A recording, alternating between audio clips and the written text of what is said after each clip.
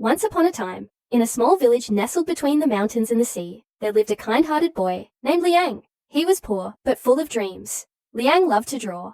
He would sketch birds in the sky, rivers that flowed by his hut, and the faces of villagers as they went about their day. But he had no real tools, only a stick and the dusty ground to create his art. Every day, he wished for a real brush, one that could help him bring his imagination to life. People laughed at him. "Drawing won't fill your stomach," they said. But Liang didn't care. He believed in the magic of stories, in the power of dreams, and most of all, in kindness. One night, something incredible happened.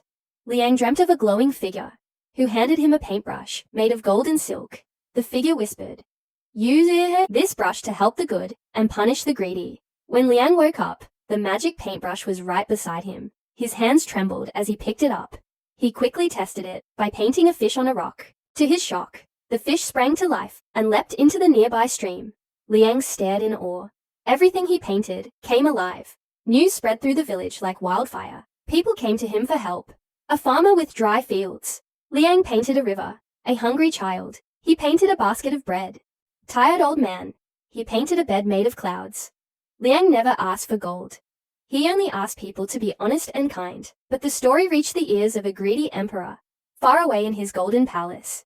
Furious that such power was in the hands of a poor boy, he sent his soldiers to capture Liang and bring him to the palace.